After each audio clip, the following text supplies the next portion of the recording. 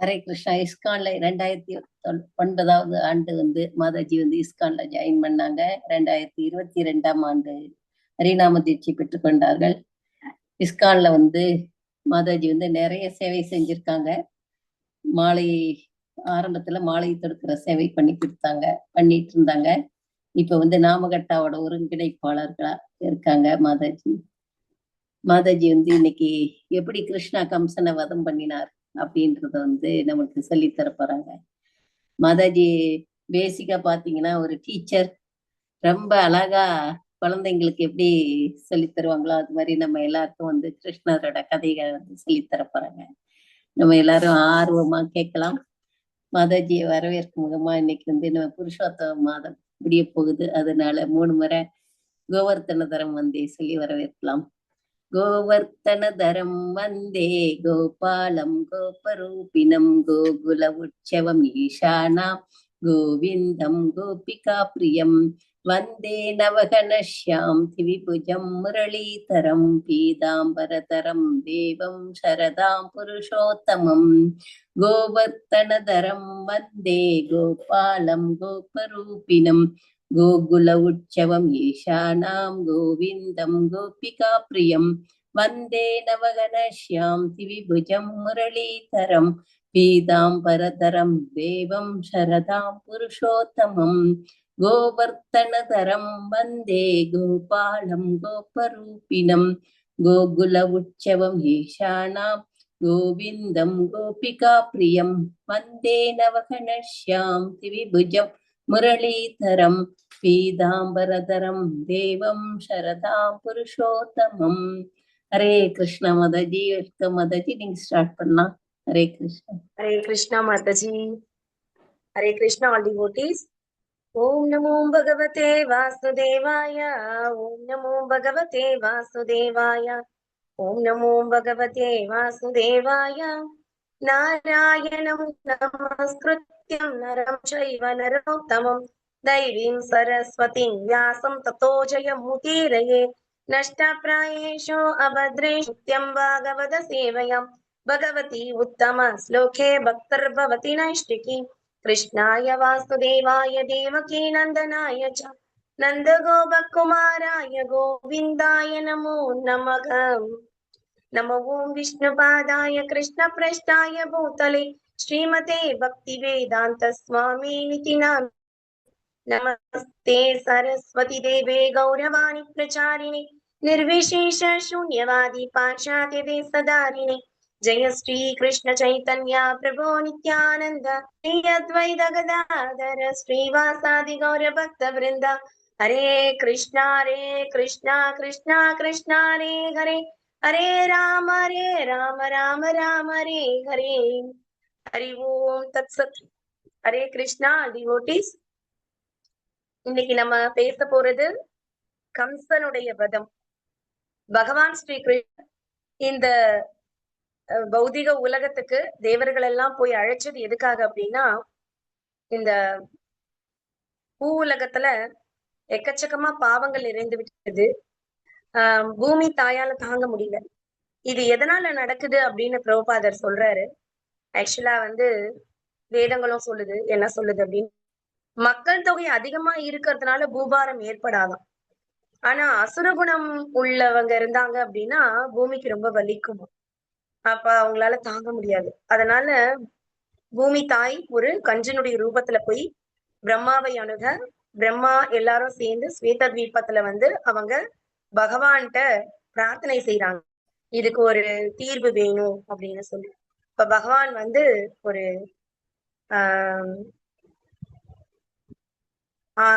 ஒரு உறுதி கொடுக்குறாரு, நான் வரேன் அப்படின்னு சொல்லி. அதே மாதிரி பார்த்தோம் அப்படின்னா, தேவகி வசுதேவர் அவங்களுக்கு திருமணம் நடக்கும் போதும் அசரீரியின் மூலமா பகவான் சொல்லியிருந்தாரு, இந்த தேவகியினுடைய கருவில வரக்கூடிய குழந்தை, அந்த குழந்தை தான் உன்னுடைய மரணத்துக்கு காரணமா இருக்க போகுது கம்சா அப்படின்னு சொல்லிட்டாரு.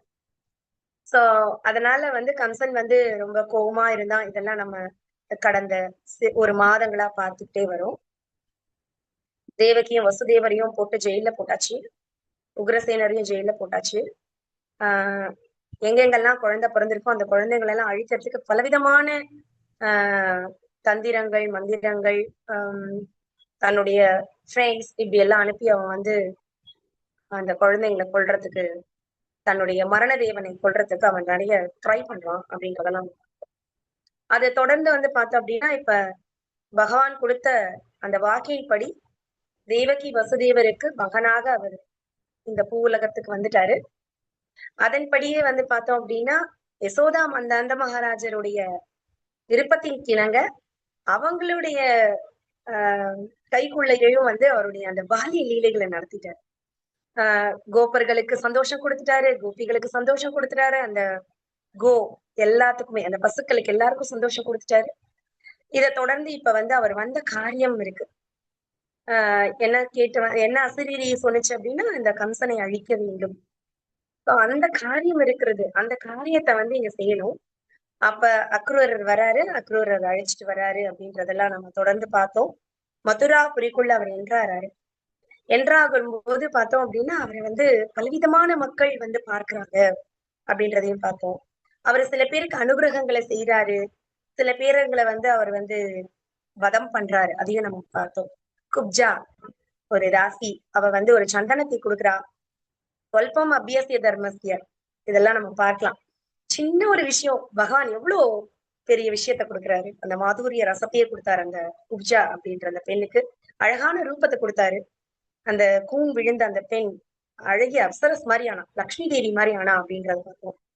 அதை தொடர்ந்து வந்து பார்த்தா அந்த சலவைக்காரன், அவன் வந்து பகவானுக்கு சேவை செய்ய விரும்பல, சோ அவன் அழிந்து போனான் அப்படின்றதையும் பார்த்தோம். நெசவாளர், அவர் ரொம்ப அழகா சந்தோஷமா பகவானுக்கு வந்து அழகழகா துணினால் ஆன ஆபரணங்கள் எல்லாம் கொடுக்குறாரு. பகவான் அதை ரொம்ப சந்தோஷமா எடுத்துக்கிட்டு அவருக்கு வந்து என்ன சொல்றாருன்னா, உனக்கு சாரூபிய முக்தி தரேன் அப்படின்லாம் சொல்றாரு.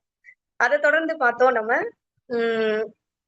அந்த பூக்கடைக்காரங்க, அவங்களும் வந்து சந்தோஷமா பூமாலையை கொடுக்குறாங்க. அதையும் பகவான் மறுக்கவே இல்லை, சந்தோஷமா அதையும் எடுத்துக்கிட்டாரு. உனக்கு என்ன வேணும்னு கேட்கும் போது, உங்களோட பக்தியிலேயே நான் இருக்கணும் அப்படின்னு அந்த பூக்கடைக்காரர் சொல்றாரு. அதையும் பகவான் வந்து ஓகே அப்படின்னு கொடுக்குறாரு. பக்தி தொண்டு மட்டும்தான் வந்து பகவான் வந்து எளிதில கொடுக்கறதே கிடையாது. முக்தி கேட்டா கூட கொடுத்துருவாராம். அவர் வந்து முக்திநாதன், அவர் வந்து முக்த பத்தி. ஆனா அவர் வந்து பக்தி தொண்டை மட்டும்தான் கொடுக்கறது இல்லை. ஏன் அப்படின்னா, பக்தி யாரு செய்யறாங்களோ அவங்களுக்கு அவர் தன்னை கொடுக்கணும். அதனால அவர் யாருக்கும் பக்தி தொண்டு கொடுக்கறது இல்ல மோஸ்ட்லி. அது வந்து ரேர் பீப்புளுக்கு தான் கிடைக்கும். பிரபுபாதருடைய அருள்னால நமக்கு எல்லாருக்கும் அது கிடைக்குது. பிரபுபாதர் சொல்லிட்டாரு, நம்ம எல்லாருமே வந்து கோலோக விருந்தாவனம் போறோம். அவருடைய வேட்டியை புடிச்சுக்கிட்டு நம்ம எல்லாருமே போக போறோம். அப்ப நம்ம எல்லாருமே பகவானுடைய சேவையில இப்ப ஈடுபடுறதுக்கான அந்த வாய்ப்பு, இப்படிதான் செய்யணும் அப்படிங்கிற அந்த முறைகள், இது எல்லாமே பிரபுபாதரால நமக்கு கிடைச்ச பெரிய வரப்பிரசாதம். ஸ்ரீல பிரபுபாதிக்கு ஜெய். தொடர்ந்து வந்து பாக்குறோம், அந்த என்ட்ரன்ஸ்குள்ள நுழையிறாங்க. அழகான ஒரு ஒலி எல்லாம் கேக்குது. சரி, என்ன நடக்குது, அந்த விழா எப்படி நடக்குது பார்க்கலாம். நம்ம எல்லாம் பார்த்தது இல்ல, கிராமங்கள்ல வளர்ந்துருக்கோம். சரி போகலாம் வாங்க அப்படின்னு சொல்லி தன்னுடைய ஃப்ரெண்ட்ஸ் எல்லாம் அழைச்சிட்டு போறாரு. போகும்போது பார்த்தோம் அப்படின்னா, ஒரு பெரிய யானை இருக்கு, குவலேபீட அப்படின்னு சொல்லி. அந்த யானையும் பார்த்தோம் அப்படின்னா என்ன செய்யுது அப்படின்னா, அவரை வந்து எதிர்த்து நிக்குது அப்படின்றத பாக்குறோம். அதையும் வதம் பண்றாரு அப்படின்றதையும் நம்ம பார்த்தோம். அந்த யானையினுடைய தந்தங்களை வந்து இரு சகோதரர்களும் அவங்களுடைய தோள்கள்ல ஒரு ஒரு தந்தத்தையும் எடுத்துட்டு ரொம்ப சந்தோஷமா போயிட்டு இருக்காங்க. அவங்களோட ஃப்ரெண்ட்ஸ் எல்லாம் போறாங்க.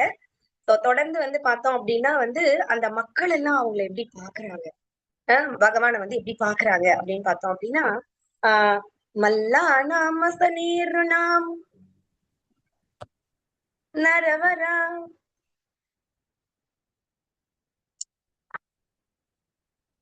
ஸ்ரீநாமரணோ மூர்த்திமான் கோபானாம் ஸ்வஜனோ சதாம் ஷதி பூஜாம் தாத்தா ஸ்வபித்ரோ சசி மிருத்யுர்போஜபதே விராம விதுஷாம் தத்வம் பரம் யோகினாம் விஷ்ணீனாம் பரதேவதேதி விதிதோ ரங்கம் கதா சாக்ரஜா. இந்த ஒரு ஸ்லோகத்துல சுகதாபி கோஸ்வாமி சொல்றாரு, 10 விதமான ரசங்களை வந்து பகவான் வந்து அனுபவிச்சார்.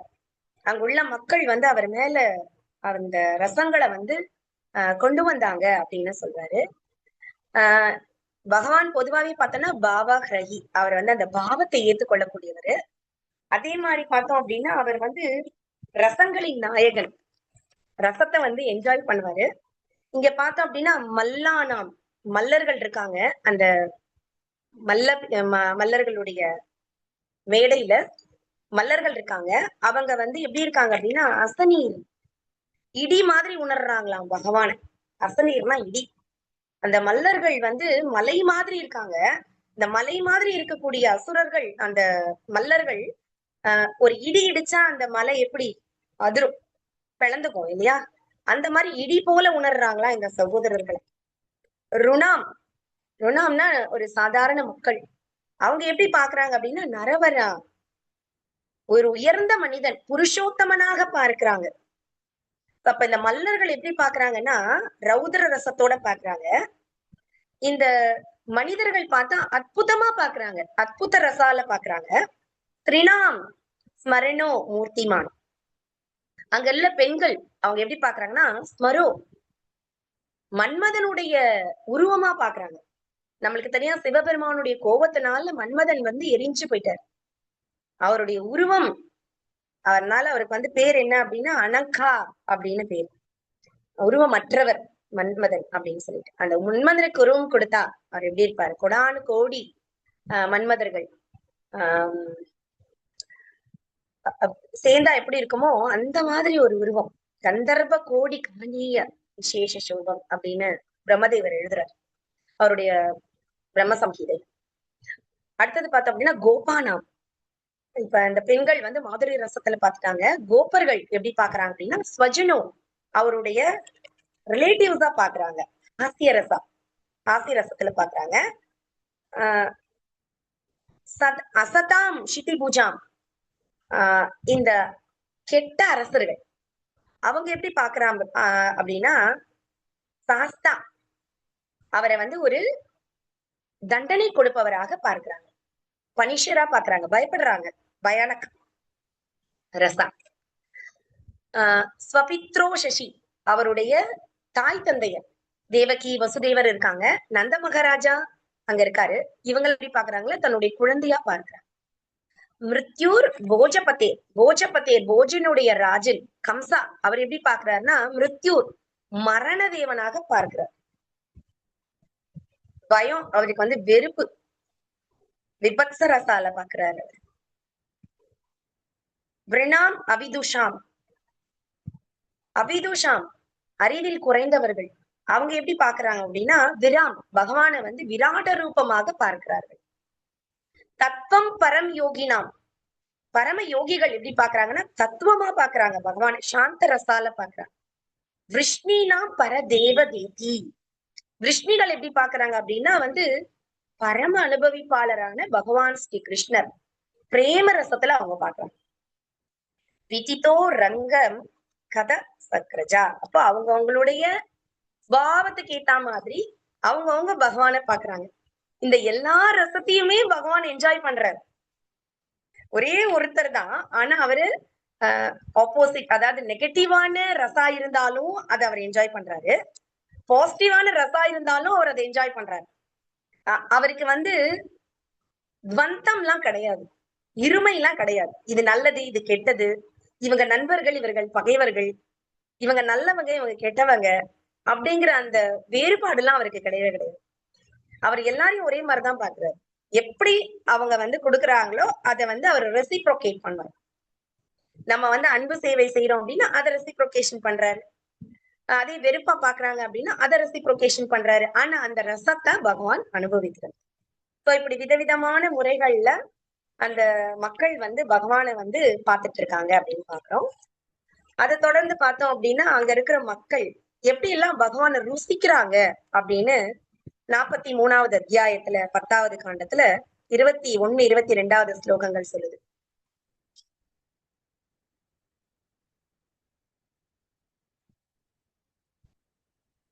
விபந்த இவ சக்ஷுர்பியாம் விகந்த இவ ஜிக்வாயாம் ஜிக்ரந்த இவ நாசப்யாம் பிரசித்யந்த இவ பாகுபிஹி அப்படி அவங்க கண்களால அவங்களுடைய கண்களால பகவானுடைய அழக பருகுறாங்களாம். விகந்த இக ஜிக்வாயா அவங்களுடைய நாக்கினால நக்கி ருசிக்கிறாங்களாம். ஜிக்ரந்தா இவ நாசப்யாம் அவங்களுடைய மூக்குனால அவங்களுடைய மூக்குனால ஜிக்ரந்தா அத வந்து அவரை ஸ்மெல் பண்றாங்களாம். இவ பாகுபி அவங்களுடைய கைகளால ஸ்வசிந்தைய அவங்க வந்து அணைச்சிக்கிறாங்களாம் பகவான. இப்படி எல்லாம் டிஃப்ரெண்டா பகவானோட அவங்க வந்து அந்த அழக வந்து பருகுறாங்க.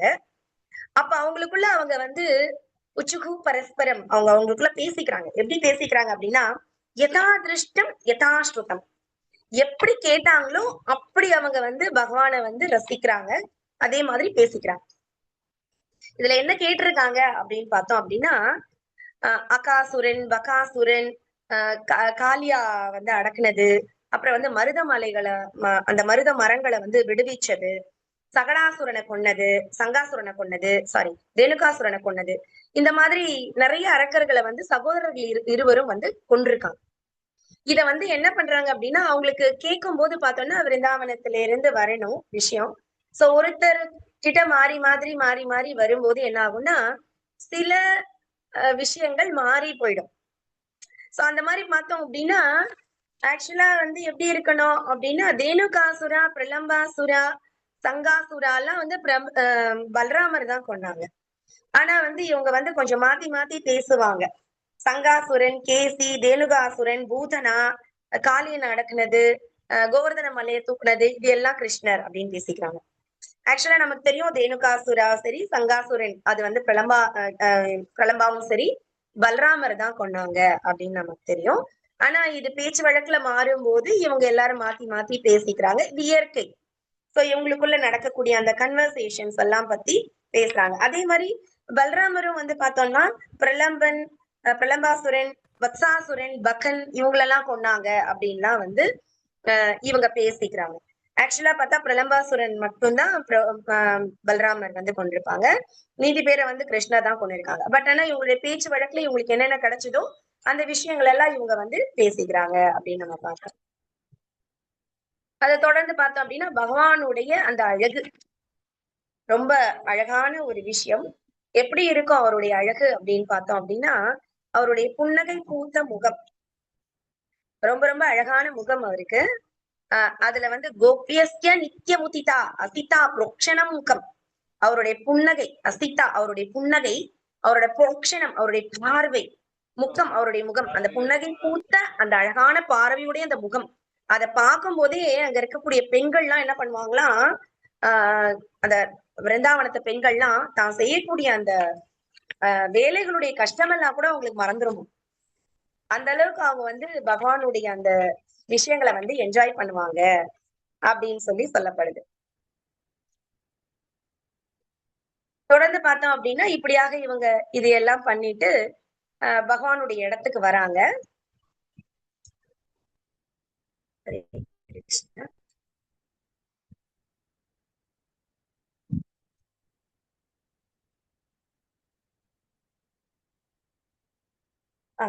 இந்த ஸ்லோகத்துல பார்த்தோம் அப்படின்னா அசிதா புரோக்ஷண முகம், அவங்களுடைய அந்த அழகான சிரிப்பு நிறைந்த அந்த முகம், அதை பார்க்கும்போது அவங்களுக்கு அது இருக்கக்கூடிய அந்த சோர்வெல்லாம் போயிடுமா, அவங்களுடைய துன்பம் எல்லாம் போயிட்டு ரொம்ப சந்தோஷமா அவங்க ஃபீல் பண்ணுவாங்களாம்.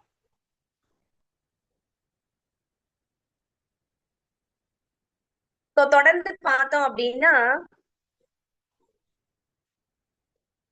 இவங்க ரெண்டு பேரும் அந்த மல்யுத்த மேடைக்கு வராங்க. எல்லாரும் பாக்குறாங்க, இந்த ரெண்டு பிள்ளைகள் பார்த்தா ரொம்ப சின்ன குழந்தைங்களா இருக்கு. இந்த சின்ன குழந்தைங்களோட இவ்வளவு பெரிய மல்லர்கள் சண்டை போடுறதா. இங்க சானூராவும் முஷ்டிகாவும் இருக்காங்க. இவங்க ரெண்டு பேரும் வந்து பார்த்தோம் அப்படின்னா பெரிய மல்லர்கள். இவங்க வந்து பார்த்தோம் அப்படின்னா வேறொரு நாட்டை சேர்ந்தவங்க. இவங்களை வந்து தோக்கடிச்சு கம்சன் இங்க கூட்டு வந்திருக்கான். கம்சனுக்கு வந்து அதான் அரக்கர்களுக்கு எப்பவுமே எப்படி நம்மளுடைய தேஜஸ வந்து வெளியில காட்டணும், தான் வீரன்னு வெளியில காட்டணும் இல்லையா. சோ அதனால எங்கேயாவது போயிட்டு சண்டை போட்டு அவங்களுடைய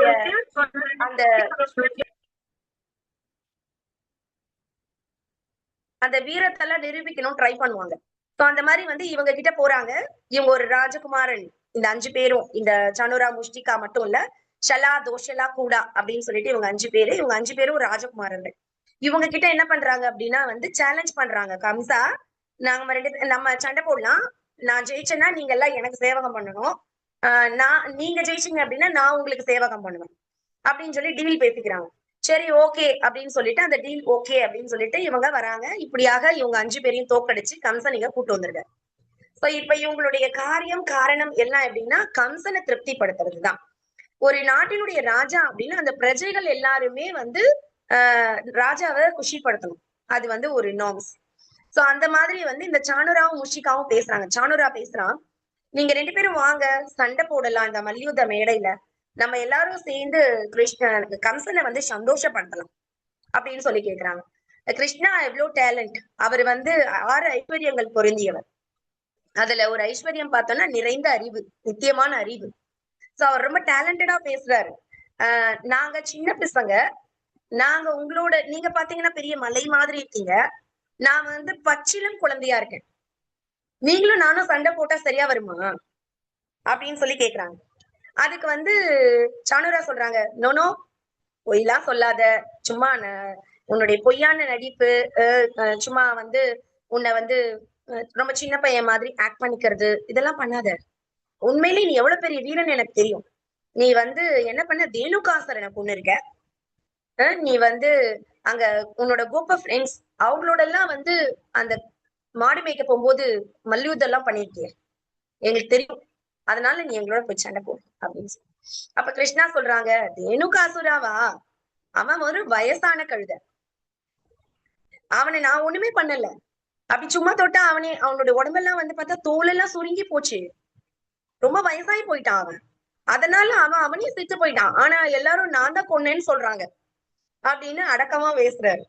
அடுத்தது சொல்றாரு, ஓகே ஓகே, இவ்வளவு பெரிய யானையை கொன்னீங்க, குவலையா பீடா, எவ்வளவு பெரிய யானை அது, அந்த யானையை கொன்னீங்க அப்படின்னு கேக்குறாங்க. அதுக்கு வந்து சொல்றாரு, இல்ல இல்ல நான் கொல்லல, நான் அந்த யானையோட அந்த சைஸ பாத்தி பயந்து ஓடி போயிட்டேன், பின்னாலே அந்த யானை ஓடி வந்தது, அது தடுக்கி விழுந்துருச்சு, அது தடுக்கி விழுந்தாக்குல என்ன ஆயிடுச்சுன்னா அதோட தந்தம் வந்து மண்ணுல மாட்டிக்கிச்சு, அது அப்படியே உல்டாவா விழுந்துச்சு, அப்ப அதோட உடம்புல இருந்து அந்த தந்தம் வந்து வெளியில வந்துருச்சு, அதனால அது வலி தாங்காம செத்து போயிடுச்சு, எல்லாரும் நான் தான் கொன்னேன்னு சொல்றாங்க, நீங்க வேணா அந்த யானை பாகன்ட்டு கேளுங்க அப்படின்னு சொல்லிட்டு சானுரா கிட்ட சொல்றாரு கிருஷ்ணா.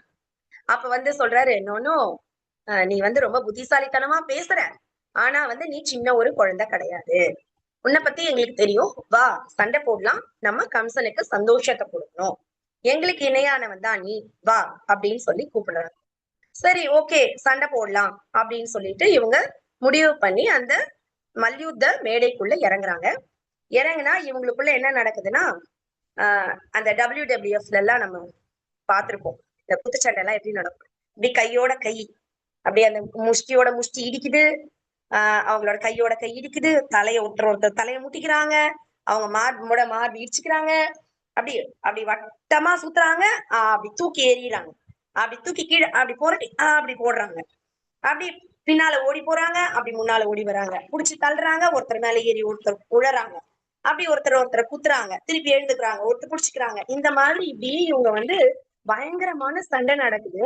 அங்க கூடி இருக்கிற பெண்கள் எல்லாம் பாக்குறாங்க, அவங்களுக்கு எல்லாம் ரொம்ப கஷ்டமா இருக்கு, பகவான் வந்து இப்படி வந்து கஷ்டப்படுறாரே அப்படின்னு சொல்லிட்டு அவங்களுக்கு சின்ன ஒரு குழந்தை, இந்த குழந்தைய போய் இவங்க இந்த பாடுபடுத்துறாங்களே அப்படின்னு சொல்லிட்டு இவங்களுக்கு கவலை. அங்க இருக்கக்கூடிய மக்கள் பார்த்தோம் அப்படின்னா என்ன நினைக்கிறாங்க அப்படின்னா, தர்ம விதிக்ரமோஹி அஸ்ய சமஸ்ய த்ருவம் பவேத் யத்ரா தர்ம சமுஸ்ததேன் நாஸ்தேயம் தத்ர கர்ஹிசித்.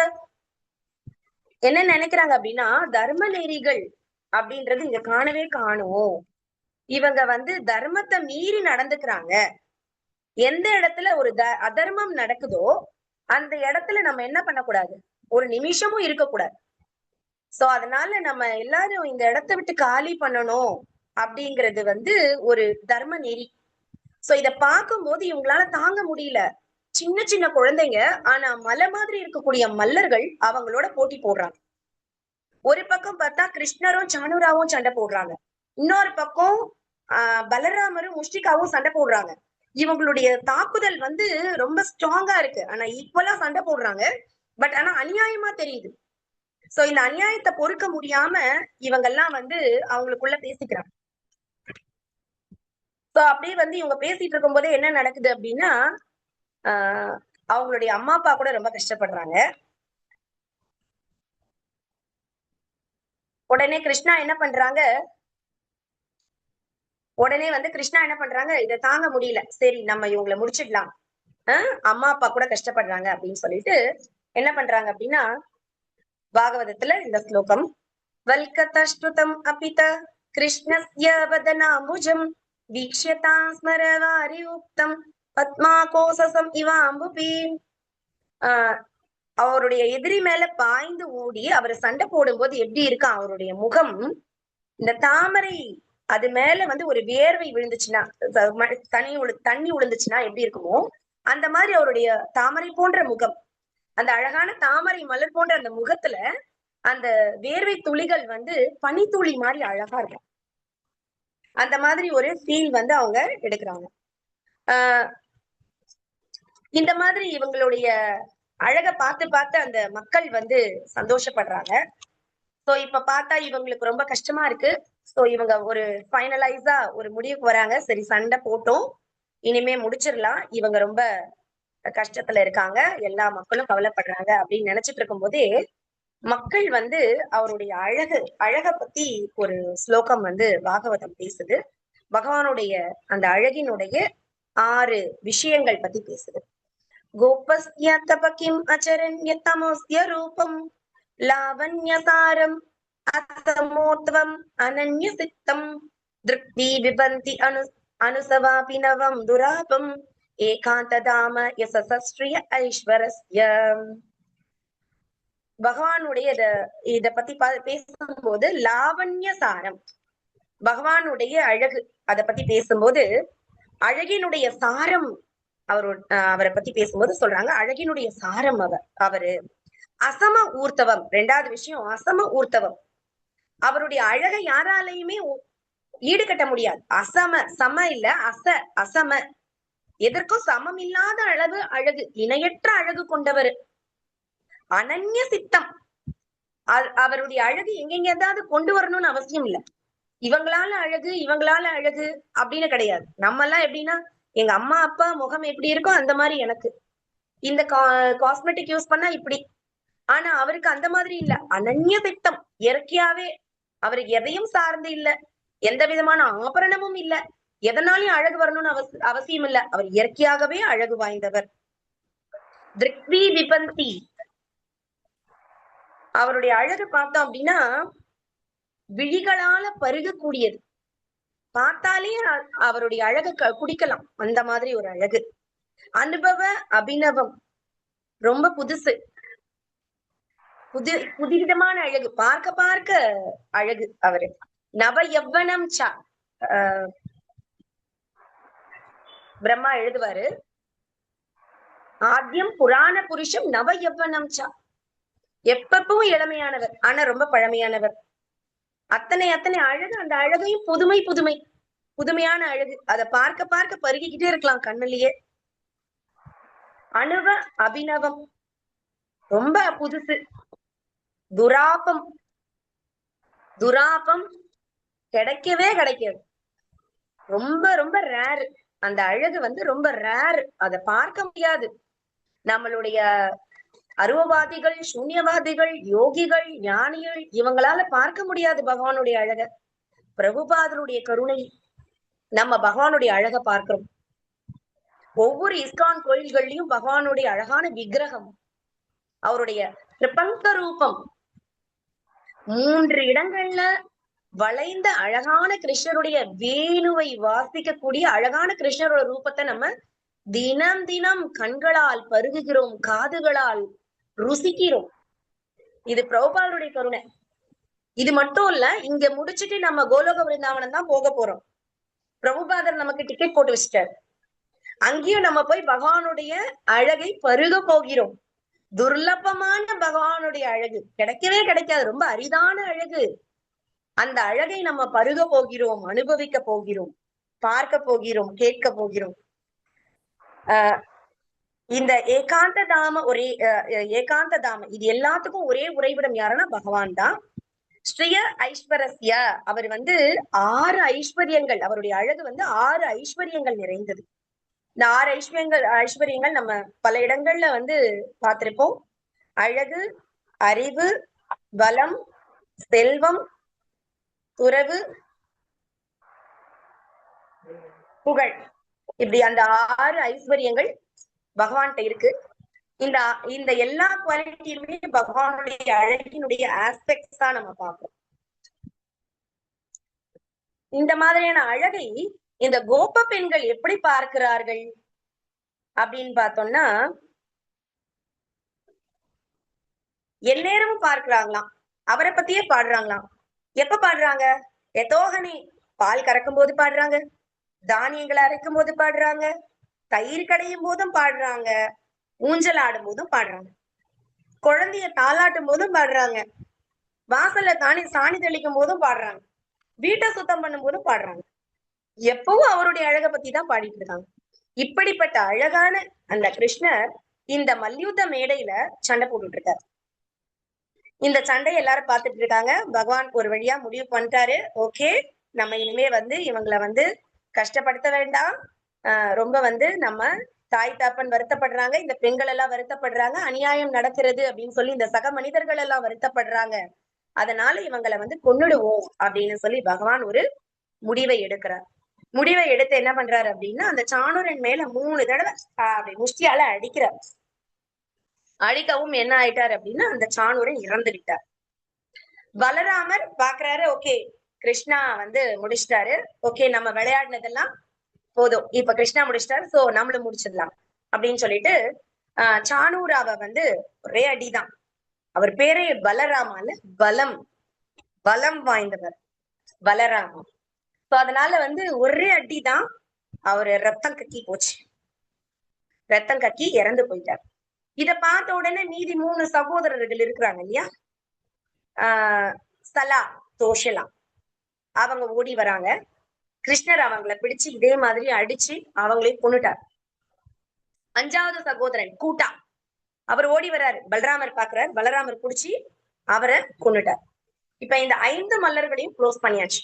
இத பார்த்த உடனே அங்க இருக்கிற மக்கள்லாம் சந்தோஷம், ஆர்ப்பாட்டம், பயங்கரமான பேரிகைகள் இசைக்குது, சந்தோஷமாக மக்கள் வந்து ஆரவாரம் செய்யறாங்க, ஆன்னு கத்துறாங்க. அவங்களுக்கு வந்து அந்த எக்ஸைட்மெண்ட் தாங்க முடியல, இந்த குழந்தைங்க வந்து இந்த மல்லர்களை கொன்னுட்டாங்க அப்படின்னு சொல்லி ரொம்ப சந்தோஷப்படுறாங்க. இந்த மல்லர்கள் வந்து பார்த்தோம் அப்படின்னா யாரு அப்படின்னா, ஒரு காலகட்டத்துல உதத்யா அப்படின்னு ஒரு பிராமணர் இருந்தாங்க, பலி மகாராஜருடைய காலத்துல. அந்த உதத்யா அப்படிங்கிற அந்த பிராமணருடைய மகன்கள் தான் இவங்க 5 பேரும். இவங்க 5 பேருமே வந்து அமராவதியில பிராமணர்களை பிராக்டிஸ் பண்றதுக்கு கத்து கொடுத்துட்டு இருந்தாங்க. அவங்க அப்பா வந்து அவங்களுக்கு பிராமண பயிற்சி கொடுத்துட்டு இருந்தாங்க. ஆனா இந்த பசங்க வந்து இந்த வேத கல்வியில இன்ட்ரெஸ்ட் இல்லாம பலி மகாராஜருடைய அந்த மல்யுத்த பிராக்டிஸ் எல்லாம் பண்ணுவாங்கல்ல, அங்க போய் அதை வேடிக்கை பார்த்துட்டு இருப்பாங்க. இத பார்த்துட்டு இருந்தோன்னா உதத்யாவுக்கு வந்து ரொம்ப கோவம் வந்துடும். என்ன பண்ணிட்டு இருக்கீங்க நீங்க இங்க, நான் வந்து உங்களை பிராமணர்களை ஆக்க ட்ரை பண்ணிட்டு இருக்கேன், ஆனா நீங்க வந்து அதை விட கீழே இறங்கி சத்திரிய குணத்தை வளர்த்துட்டு இருக்கீங்க. சோ வந்து உங்களுக்கு நான் சாபம் கொடுக்குறேன், நீங்க வந்து சத்திரியர்களா பிறந்துருங்க அப்படின்னு சொல்லி சாபம் கொடுக்குறாரு. சோ அதன்படி வந்து இப்ப இந்த பிறவியில இவங்க எல்லாருமே வந்து பார்த்தோம் அப்படின்னா வந்து இந்த மல்லர்களா பிறந்தாங்க. அந்த ராஜா கிட்ட மகனா பிறந்து இப்போ கம்சனால மதுராக்கு வரவழைக்கப்பட்டு பகவானுடைய திருக்கரங்களால கொல்லப்பட்டிருக்காங்க. சோ இவங்களுக்கு என்ன கிடைக்கும் அப்படின்னா வந்து முக்தி கிடைக்கும். சோ பிராமணருடைய சாபமும் கூட நன்மையே செய்யும், பக்தர்களுடைய சாபம் கூட என்றும் வீணாவதே இல்லை. சோ அவங்க கொடுத்த அந்த சாபம் கூட அந்த 5 பேரையும் இந்த பிறப்பிறப்பு சுழற்சியில இருந்து விடுவிச்சது அப்படின்னு நம்ம பார்க்கிறோம். தொடர்ந்து இந்த ஆரவாரங்கள், சந்தோஷங்கள் இதையெல்லாம் பார்த்து அத்தனை பேரும் சந்தோஷப்படுறாங்க. ஆனா கம்சனுக்கு மட்டும் கோவம் தாங்க முடியல. அவன் அந்த வாளை எடுக்கிறான், அவனுடைய எக்கு வாள் 2 எடுத்துட்டான். எடுத்துட்டு வந்து கோவமா சொல்றான், இந்த பையனுங்க 2 பேரையும், கிருஷ்ணா பலராமா, இவங்கள வந்து இந்த ஊரை விட்டு வெளியில தள்ளுங்க. என்ன ஒரு அநியாயம் நடந்திருக்கு, என்னுடைய மல்லர்களை கொண்டுட்டாங்க, இவங்களை வெளியில தள்ளுங்க. இவங்களுடைய தாய் தகப்பன் இருக்காங்களே, வசுதேவர், தேவகி, இந்த நந்த மகாராஜா, இவங்க எல்லாரையும் கொல்லுங்க. இவங்க கூட வந்தாங்களே இந்த கோப சிறுவர்கள், அந்த கோப மக்கள், அவங்க எல்லாம் என்ன கொண்டு வந்தாங்களே எல்லாத்தையும் அவங்க கிட்ட இருந்து பிடிங்கிடுங்க. உக்ரசேனா என்னுடைய அப்பான்னு பேரு, ஆனா இவங்களோட சேர்ந்து இவர் திட்டம் போட்டு இதெல்லாம் செஞ்சிருக்காரு. சோ அவரை வந்து கொல்லுங்க அப்படின்னு சொல்லி ஆணை பிறப்பிக்கிறான். ஆணை பிறப்பிச்ச உடனே கிருஷ்ணருக்கு பயங்கரமான கோபம் வந்துருச்சு. கோவம் வந்துட்டு என்ன பண்றாரு அப்படின்னா, மடன்னு அந்த பெரிய அந்த மல்யுத்த மேடையில இருக்கக்கூடிய பெரிய இடத்துல மேடை போட்டு இந்த ராஜா உட்கார்ந்துருக்கான் கம்சா. அவனுடைய அந்த சேர் கிட்ட போயிட்டார்.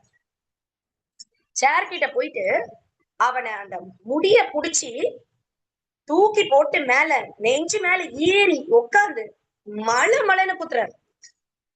குத்துன குத்துல செத்து போயிட்டான் அந்த கம்சா. பட் ஆனா இங்க இருக்கிற மக்களுக்கெல்லாம் புரியல, செத்து போயிட்டானா, என்ன பண்றான், எதுவுமே புரியல.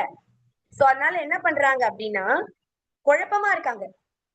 உடனே கிருஷ்ணா இவங்க குழப்பத்தை தீக்கிறதுக்காக என்ன பண்றாங்க அப்படின்னா, அவனுடைய முடிய புடிச்சு, ஒரு சிங்கம் வந்து மான வேட்டையாடுச்சுன்னா என்ன பண்ணும், எல்லாரும் முன்னாலேயும் தன்னுடைய வீரத்தை காட்டணும்.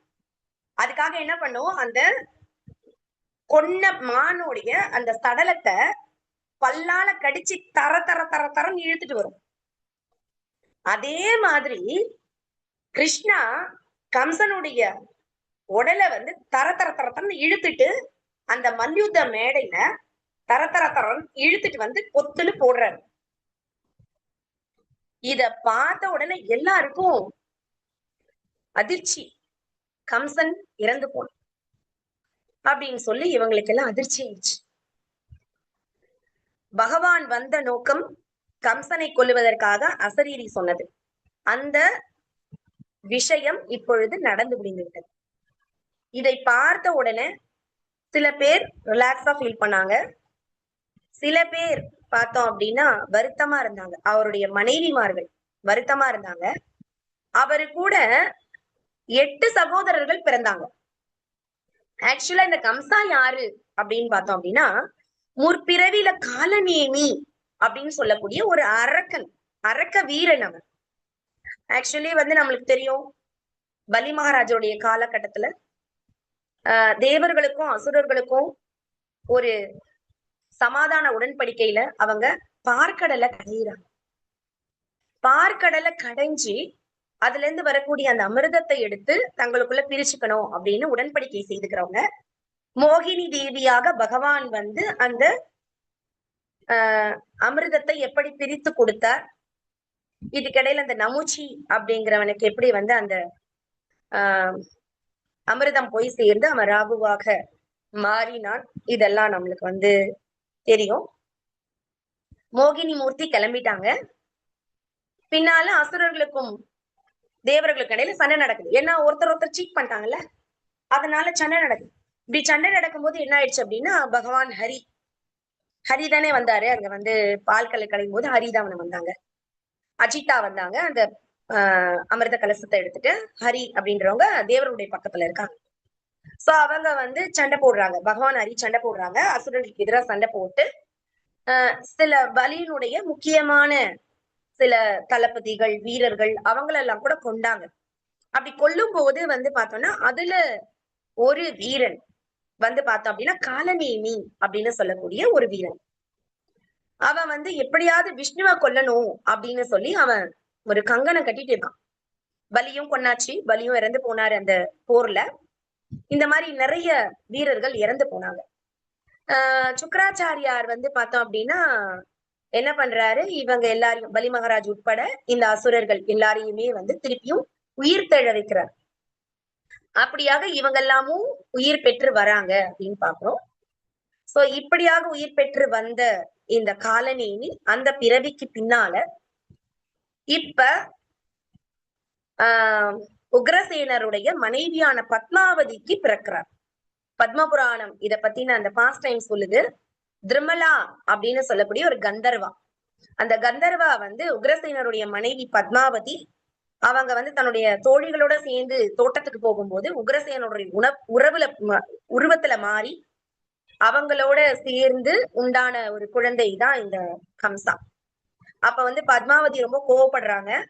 தன்னுடைய அந்த கற்பு அப்படிங்கிற விஷயம் வந்து பாதிக்கப்பட்டதுனால அவங்க கோவப்பட்டு அந்த கந்தர்வன் மேல கோவப்பட்டு திட்டுறாங்க, சபிக்கிறாங்க.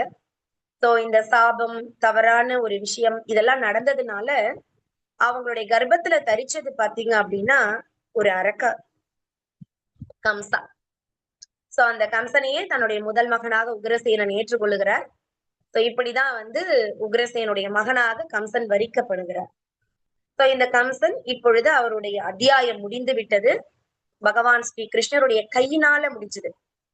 சோ இத வந்து பார்த்தோம் அப்படின்னா எப்படி அவன் இருப்பான் அப்படின்னு பார்த்தோம் அப்படின்னா எப்பவுமே அவனுக்கு பகவான் ஸ்ரீ கிருஷ்ணருடைய நினைவுதான். பகவான் எந்த நிறத்துல இருப்பார்? கருப்பாக இருப்பார். யமுனாச்சாரியார் சொல்லுவாரு, யமுனை நதிக்கரை அப்படின்னு ஒரு இடம் இருக்கு.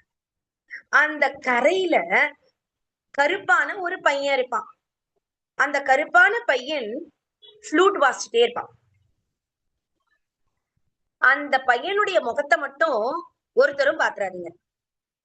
அப்படி அந்த பையனுடைய முகத்தை பார்த்து அவனுடைய அந்த புன்சிரிப்பை நீங்க பாத்துட்டீங்க அப்படின்னா அதுக்கப்புறமா இந்த பௌதிக உலகத்தை என்ஜாய் பண்ணணும்ன்ற ஆசையே உங்களுக்கு வராது அப்படின்னு யமுனாச்சாரியார் சொல்றார். சோ அப்படிப்பட்ட திருமுகம் பகவான் ஸ்ரீ கிருஷ்ணருடையது. விஷ்ணுவை எப்பொழுதும் நினைத்துக் கொண்டிருக்கிறான் கம்சன். எம் எம் வாபி ஸ்மரன்பாவம் யஜத்யந்தே கலேவரம். அவருடைய முகம் திருமுகம் இப்படி அதரம் மதுரம், ஒவ்வொன்னும் அழகு. மதுராதிபதே ரகிலம் மதுரம். மதுரத்துக்கெல்லாம் அவருதான் சிகரம். அவருடைய எல்லாமுமே மதுரம் தான், இனிமையோ இனிமைதான் அவர். சோ அப்படிப்பட்ட விஷ்ணுவனுடைய விஷயத்தை எப்பவும் பாக்குறான். சாநித்யதோத்விக்னதியாதம் ஈஸ்வரம் விபன்ன அதன்வா விசரன் ஸ்வபவன் ஸ்வசன் ததஷ்ட சக்ராயுதம் அக்ரதோ யுதஸ் தத் ஏவ ரூபம் துரலாபமாபம். இவனுக்கு எப்பவுமே என்ன சிந்தனை அப்படின்னா தன்னை விஷ்ணு கொன்னுடுவாரு, எப்ப வேணா கொன்னுடுவாரு, எப்ப வேணா கொன்னுடுவாரு, எப்ப வேணா கொன்னுடுவாரு. இதேதான் அவனுக்கு எண்ணம். இருட்டை கண்டாலும் அவனுக்கு அதே எண்ணம் தான். இருட்டை பார்த்தா கிருஷ்ணருடைய கருப்பு நிறம் அவருக்கு ஞாபகம் வந்துரும். அங்க ஒளிஞ்சிட்டு இருக்கானா என்னுடைய எதிரி அப்படின்னு சொல்லி அவன் பார்ப்பான். அவன் ஏதாவது குடிக்கும் போதும் சரி, பருகும் போதும், உண்ணும் போதும், உறங்கும் போதும், சுவாசிக்கும் போதும் கூட என்ன பண்றான்? சக்ராயுதத்தை கையில் தாங்கிய பகவானை கண்டான். எப்பவுமே அவனுடைய எண்ணம் எல்லாம் வந்து பகவானை பற்றிய சிந்தனை தான் அவனுக்கு இருக்கு. அப்ப அவன் மரணத்துக்கு பின்னால என்ன ஆவான்? மரணம் ஒருத்த வந்து எதை நினைத்து கொண்டே இருக்கிறானோ அதையே தான் அவன் அடுத்ததுல அடைய போறான். இப்ப பகவானுடைய சக்கராயுதத்தோட அவன் வந்து ஒரு உருவத்தை பார்த்து கொண்டே இருக்கிறான், அதைத்தான் நினைத்து கொண்டே இருக்கிறான். அப்ப அவனுக்கு எந்த மாதிரியான ஒரு உருவம் கிடைக்கும்? Anybody can say? யாராவது சொல்ல முடியுமா?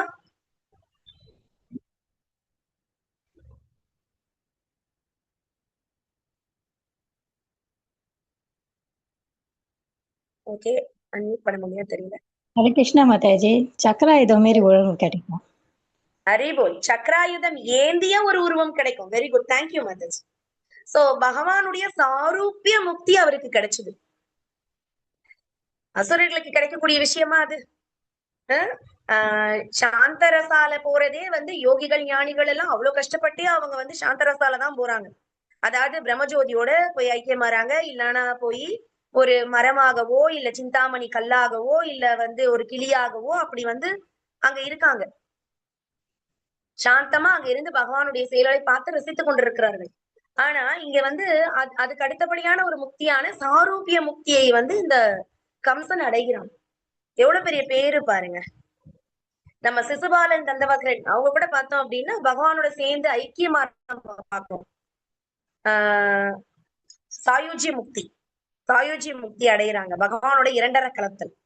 அசுரர்களுக்கு பொதுவா அதுதான் கிடைக்கும், பகவானுடைய பிரம்மஜோதியில கலக்கிறது அதுதான் கிடைக்கும். ஆனா இந்த கம்சன் பகவானுடைய நினைவாகவே இருந்ததுனால பகவானுடைய 4 கரங்கள் கொண்ட சதுர்புஜ ரூபம் அவருக்கு கிடைக்குது. விஷ்ணு ரூபத்திலேயே அவர் வைகுண்டம் போறாரு.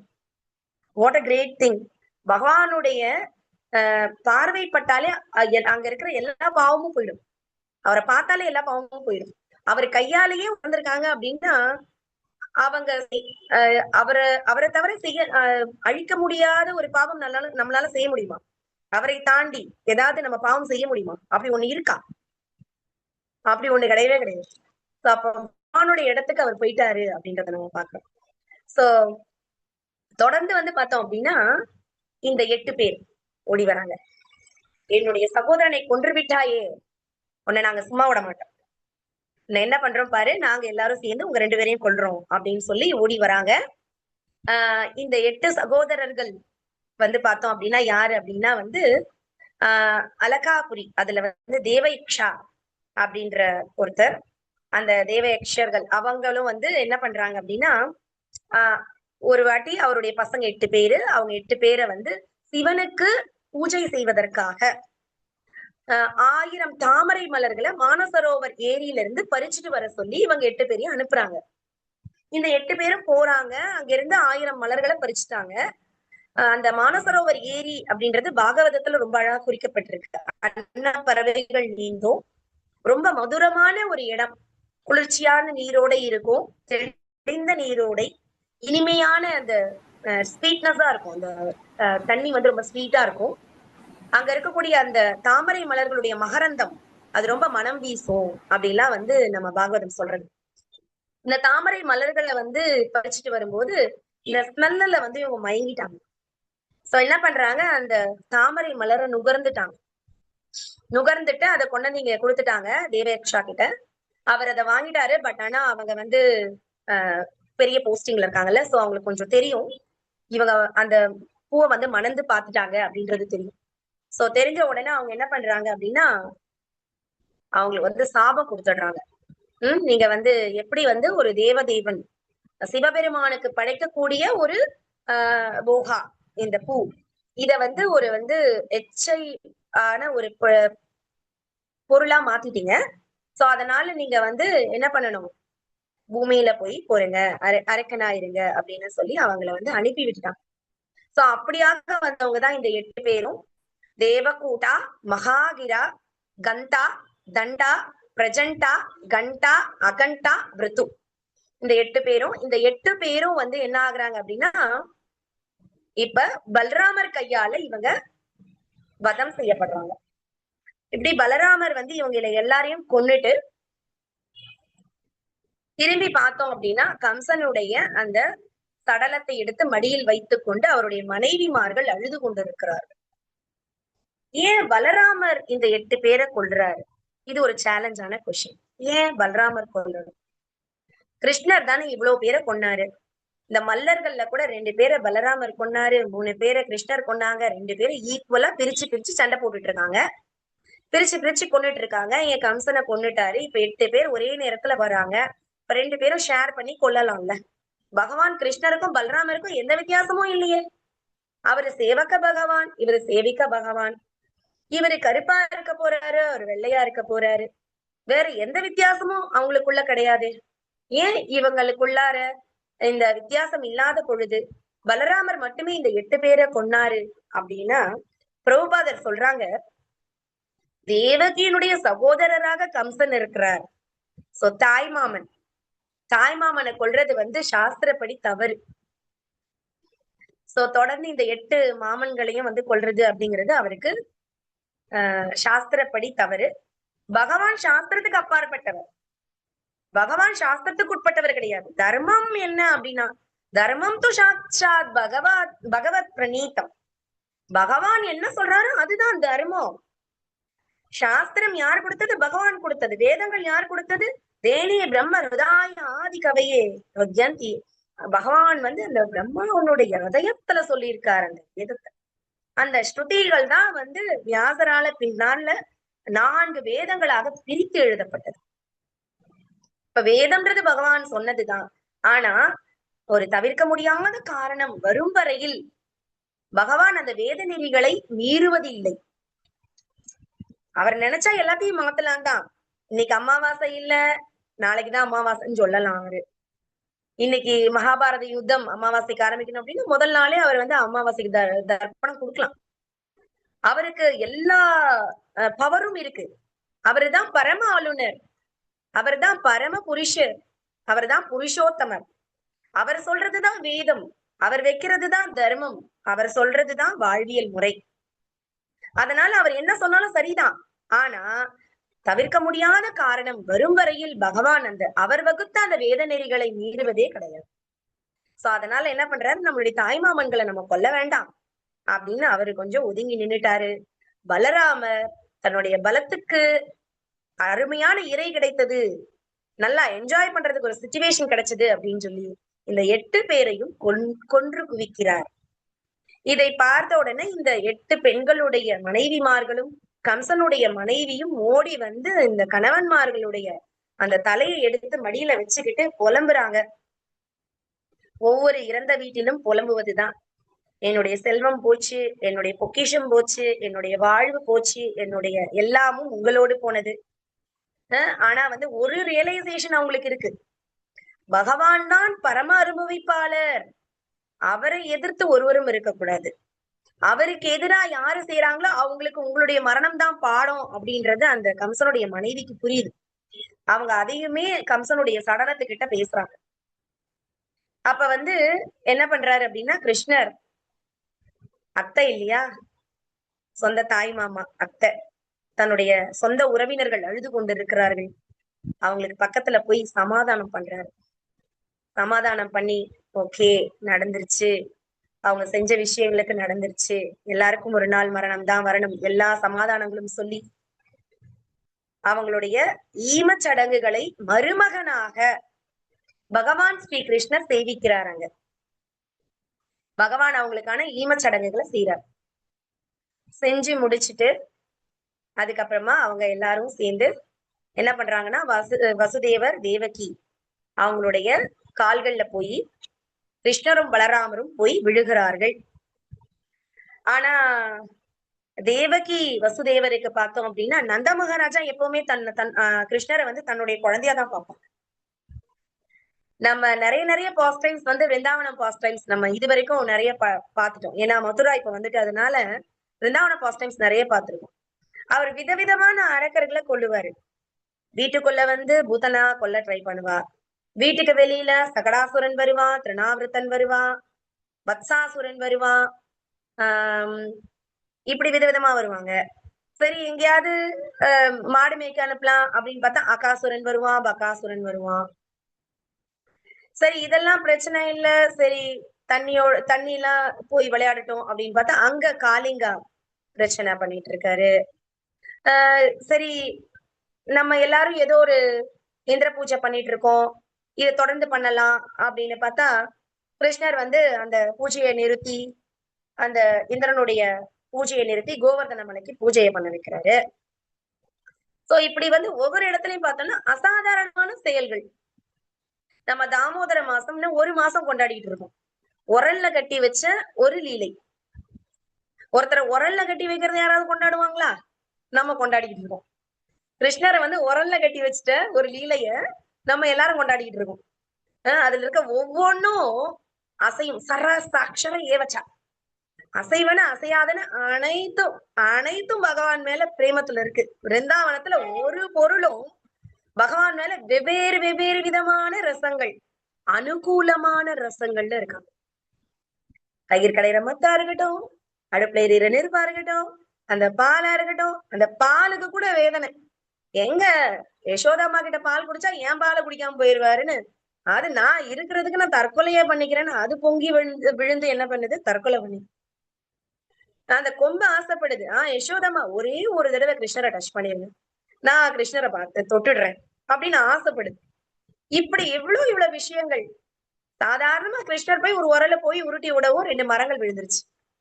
2 பேருக்கு சாம விமோக்ஷனம். வித்தியாசமான விஷயங்கள் நடந்து கொண்டிருக்கிறது. இதெல்லாம் ஒரு சாதாரண மனித குழந்தைக்கு நடக்கக்கூடிய விஷயம் கிடையாது.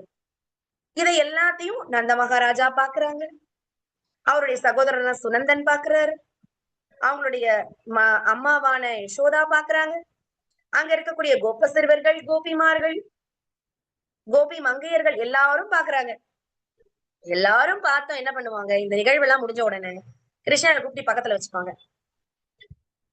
தயிரை எடுத்து மேல பூசுவாங்க, சாணி எடுத்து மேல பூசுவாங்க, கோமியத்தை எடுத்து மேல பூசுவாங்க. விஷ்ணுவோட விதவிதமான பெயர்கள், 1000 பேர்கள், 1000 பேர்கள் விஷ்ணுவோட விதவிதமான பெயர்களை சொல்லி மேல பூசுவாங்க.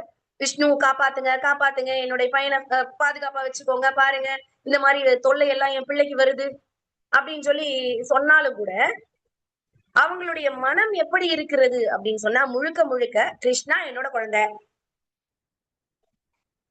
அப்படின்றதுலதான் இருக்கு. அவங்க அந்த யோகமாயா சக்தியினால பகவான் அவங்கள அந்த வாத்சல்யாலே வச்சிருக்காரு, அந்த ஸ்ருங்கார ரசத்திலேயே வச்சிருக்கிறார், அவங்கள அந்த ஸ்நேக பாவத்திலேயே வச்சிருக்காரு. அவங்க ஃப்ரெண்டா தான் பாக்குறாங்க, லவரா தான் பாக்குறாங்க, மகனா தான் பாக்குறாங்க. அதை மீறின ஒரு பார்வை அவங்களுக்கு இல்லவே இல்லை. அவ்வளவு நெருக்கமான ஒரு உறவு விருந்தாவன உறவு. அதனாலதான் துர்லபம் அப்படின்னு சொல்லி பிரபுபாதர் விளக்குறாரு. அந்த அழகினுடைய ஆஸ்பெக்ட்ஸ்ல அந்த இடத்துக்கு போறது ரொம்ப கஷ்டம். ஒரிஜினல் ஃபார்மேஷன்ல பகவான் அப்படியே இருப்பார், ஒரு மாடு மேய்க்கிற ஒரு சின்ன குழந்தையா அழகா இருப்பார். நம்ம கிரீடெல்லாம் வச்சுட்டு கையில சங்கு சக்கரம் எல்லாம் வச்சுட்டு இருந்தா பக்கத்துல போய் கிருஷ்ணா அப்படின்னு கட்டி பிடிச்சிக்க முடியுமா?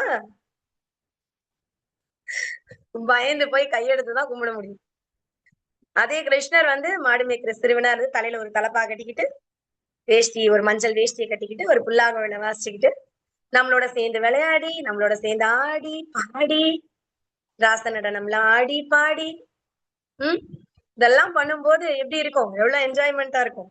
இந்த சான்ஸ் பிரபுபாதர் தான் நமக்கு அமைச்சு கொடுத்திருக்காங்க. இந்த மல்யுத்த மேடையில பாக்குறோம், பகவான் எவ்வளவு அழகா மல்யுத்தம் பண்றாரு. 1000 கலைகள் 64 தேர்ந்தவர் தான் பகவான். அவருக்கு எந்த ஒரு குருவும் இன்னும் இல்ல, இனிமேதான் சந்தீபனி முனியை கூட சந்திக்க போறாங்க. ஆனா அவர் பாருங்க, எக்ஸலண்டா அந்த நார்ம்ஸ் அண்ட் ரூல்ஸ் படி அந்த மல்யுத்தம் பண்ணார். ராச நடனம் ஆடும்போது பெஸ்ட் டான்சர், சூப்பர் டான்சர், எல்லாத்துலயுமே எக்ஸ்பர்ட் அவர். அத நம்ம பார்க்கவும் கேட்கவும் கண்கோடி வேணும், காது கோடி வேணும், எல்லாத்தையும் டெவலப் பண்ணிட்டு போவோம் கோலோக விருந்தாவனத்துக்கு. இப்ப இவங்களெல்லாம் சமாதானம் பண்ணி முடிச்சுட்டு அவங்களுடைய பார்வை ஒரு மாதிரி இருக்கு. தேவகி வசுதேவர் நின்னபடி இருக்காங்க, இவங்க கீழே விழுந்தபடி இருக்காங்க. ஏன்னா அவங்களுக்கு தெரியும் பகவான் தான் ஸ்ரீ கிருஷ்ணர். சோ அவங்களால என்ன பண்ண முடியல, தன்னுடைய மகனாக அவங்களை பார்க்க முடியல. சோ பகவான் திரும்பவும் யோகமாயை பிரயோகப்படுத்துற. அதுக்கப்புறம்தான் தேவகி அம்மாவும் வசுதேவரும் கிருஷ்ணரையும் பலராமரையும் அரவணைத்துக் கொள்ளுகிறார்கள். இப்படியாக கம்சனின் வதம் அப்படின்னு சொல்லக்கூடிய இந்த சாப்டர் முடிவடைகிறது. என்னால் முடிந்தவரை நான் இந்த விஷயத்த உங்களோட பகிர்ந்திருக்கேன். குறைகள் இருந்தால் என்னை சேரட்டும், நிறைகள் இருந்தால் குருவையும் கிருஷ்ணரையும் சேரட்டும். ஹரே கிருஷ்ணா. ஏதாவது சந்தேகங்கள் இருந்தா கேட்கலாம்.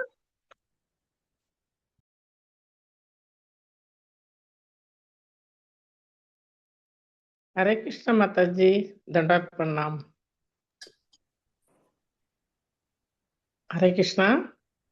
प्रणाम माताजी। சொல்லுங்க माताजी। மாதாஜி, சிந்தாமணி கல்லா கூட பிறக்க முடியும்னு நீங்க சொன்னீங்க, அது கொஞ்சம் எப்படின்னு விளக்குறீங்களா மாதாஜி? ஹரே கிருஷ்ணா மாதாஜி. நம்ம கோலோக பிருந்தாவனம் அப்படின்னா பகவானுடைய 8 நாளால பிளேஸ். அங்க எதுவுமே உயிரற்ற பொருளே எதுவுமே கிடையாது, எல்லாமே பக்தர்கள் தான் அங்க இருப்பாங்க. ஆனா பாவத்துக்கு ஏத்த மாதிரி இருப்பாங்க. நம்ம பார்த்தோம் அப்படின்னா சாயுஜ்ய முக்தி, சாமீபிய முக்தி இப்படிலாம் நம்ம சொல்றோம்ல, முக்தியில 5 வகை. அதே மாதிரி ரசங்களும் இருக்கு, 12 விதமான ரசங்கள் இருக்கு. இதுல பிரைமரி ரசா அப்படின்னு பார்த்தோம்னா முதன்மையான ரசங்கள் 5 இருக்கும். இதுல சாந்த ரசம் அப்படின்னு சொல்லக்கூடியது பார்த்தோம் அப்படின்னா பகவான் யாருன்னு அவங்களுக்கு தெரியும். ஞானிகளா இருக்கலாம், அவங்க யோகிகளா இருக்கலாம், ஞானிகள் யோகிகள்ல கூட இரு பிரிவினர்கள் இருப்பாங்க. அவங்கள ஒருத்தர் பார்த்தோம்னா பகவானுடைய உருவம் அவங்களுக்கு தெரியும். பரமாத்மா ரியலைசேஷன்ல இருக்கவங்க கூட ஒருத்தவங்களுக்கு ஒரு விதமான ரியலைசேஷன்ல இருக்கிறவங்க பகவானுடைய உருவத்தை தெரிந்தவர்களா இருப்பாங்க, அருவவாதிகளா இருப்பாங்க. ஒருத்தர் உருவம் தெரிந்தவர்களா இருப்பாங்க. அப்ப பரமாத்மா ரூபத்துலதான் அவங்க வந்து தியானமே செய்வாங்க. அப்ப பகவானுடைய உருவத்தையே பார்த்துட்டே இருக்காங்கன்னா அப்ப பகவான் இருக்கிற இடத்துக்கு அவங்க போகத்தானே செய்வாங்க. பட் ஆனா அவங்க பக்தி தொண்டு செஞ்சு பழகல. நம்ம இங்க செய்யற பக்தி தொண்டு எதுக்காக அப்படின்னா இது பிராக்டிஸ். இத கொண்டு போய் எங்க எக்ஸிக்யூட் பண்ண போறோம்? கோலோக விருந்தாவனத்துல போய் நம்ம எக்ஸிக்யூட் பண்ண போறோம். நேரடியாக போய் ராதாராணியினுடைய தோழிகளாக இருக்கக்கூடிய அஷ்டசகிகள், அவங்களுக்கு அசிஸ்ட் இன்னொன்னு ஒரு தோழிகள் இருக்காங்க. அவங்களுக்கு அசிஸ்டன்ஸ் பார்த்தாங்கன்னா மஞ்சரிஸ் அப்படின்னு இருப்பாங்க. அந்த மஞ்சரிஸ்க்கு கீழேயும் நிறைய பேர் இருப்பாங்க. அந்த மாதிரி நம்ம இருக்க போறோம். நம்ம வந்து சேவை செய்து பழகிட்டோம். இப்ப கிருஷ்ணருடைய கழுத்துல ஒரு மாலை போய் சேரணும் அப்படின்னா அது யாரோ ஒரு டிவோட்டி வந்து அதை கட்டி கொடுக்கணும் இல்லையா, ரெடி பண்ணி கொடுக்கணும் இல்லையா. அப்ப வந்து அது யாரு செய்வாங்க அப்படின்னா கீழே கீழே கீழே கோபி பதகமலையோ தாச தாசானு தாசா, இதுதானே நம்ம பரம்பரை இல்லையா. அப்படி நம்ம கீழே கீழே இருக்கக்கூடியவங்க கிட்ட இருந்து வாங்கக்கூடிய இந்த முடித்து வைக்கக்கூடிய இந்த மாலை, அந்த மாலை வந்து ஒவ்வொரு கையா மேல போய் போய் போய் லாஸ்ட்ல ராதாராணியுடைய திருக்கரங்கள்ல போய் சேரும். ராதாராணி சொல்லுவாங்க, என்னை விட இந்த டிவோட்டி உங்களுக்கு இன்னும் ரொம்ப நல்லா சேவை பண்ணுவாங்க அப்படின்னு சொல்லி ரெக்கமெண்ட் பண்ணி ராதாராணி அந்த மாலையை கிருஷ்ணருடைய திருமார்புல சாத்துவாங்க. இங்க நம்ம கட்டி கொடுத்த நம்ம என்ன பண்ணுவோம், ராதாராணியும் கிருஷ்ணரும் அங்க ஊஞ்சல்ல ஆடிட்டு இருப்பாங்க, போட்ல போயிட்டு இருப்பாங்க. அந்த மாலை கிருஷ்ணருடைய கழுத்துல இருக்கும், ராதாராணி ரெக்கமெண்ட் பண்ணுவாங்க, நம்ம பார்த்து குஷியாயிடுவோம். இது பக்தர்களுடைய நிலை. நம்ம மத்த 4 ரசங்கள்ல இருப்போம். அவரை வந்து குழந்தையா பார்த்தோம்னா வாத்சல்ய ரசா, ஃப்ரெண்டா பார்த்தோம் அப்படின்னா நம்ம ஃப்ரெண்டா இருப்போம். அவரை வந்து ஒரு எஜமானரா பார்த்தோம்னா நம்ம அவருக்கு வந்து சேவை செய்யறவங்களா இருப்போம். அதே வந்து நம்ம வந்து அவரை காதலரா பார்த்தோம்னா காதலியா இருப்போம். பட் ஆனா இது எல்லாமே வந்து பார்த்தோம் அப்படின்னா அடிப்படையில சேவை அடிமை அதனுடைய அடிப்படை தான் இருக்கு. ஒரு தாய் தகப்பன் அப்படின்னாலும் கண்டிப்பா குழந்தைக்கு சேவை செய்வாங்க. காதலினாலும் கண்டிப்பா காதலனுக்கு வந்து சேவை செய்யதான் செய்வோம். ஃப்ரெண்டுனாலும் ஒருத்தருக்கு ஒருத்தர் நம்ம சேவை செஞ்சுப்போம். அந்த சேவைன்றது வந்து மாறாது. இந்த 4 ரசங்கள்ல சேவைன்றது அடிப்படையாவே இருக்கும். ஆனா வந்து சாந்த ரசால பார்த்தோம் அப்படின்னா சேவைன்றது இருக்காது. சோ அப்ப வந்து பகவானுடைய எல்லா விஷயங்களையும் அவங்க ரசிப்பாங்க, பட் அவங்க இதுலயும் ஈடுபட மாட்டாங்க. சோ அங்க இருக்கக்கூடிய மரங்கள், இந்த சிந்தாமணி கற்கள், கல்பத்தரு தானே அங்க இருக்கிறதெல்லாம், எது கேட்டாலும் கொடுக்கும்.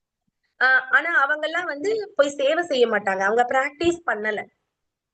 பட் அது மேல மேல வரதுக்கு வாய்ப்புகள் இருக்கு. நம்ம பக்தி சேவையில் ஈடுபடும் போது பக்தர்களுடைய சங்கம் கிடைக்கும் போது அதுவும் நடக்கும். ஹரே கிருஷ்ணா மாதாஜி, எனக்கு விளங்குனது சொல்லியிருக்கேன். ஹரே கிருஷ்ணா மாதாஜி, ரொம்ப நல்லா சொன்னீங்க மாதாஜி. நீங்க எக்ஸ்பிளைன் பண்ணும்போது அந்த லீல வந்து நம்ம கண்ணு முன்னாலே நிக்கிற மாதிரி ஒரு ஃபீல் ஆகுதுங்க மாதாஜி. ரொம்ப தேங்க்ஸ் மாதாஜி, இந்த மாதிரி ஒரு கிளாஸ் நான் கேட்டதுக்கு. ஹரே கிருஷ்ணா. ஹரே கிருஷ்ணா.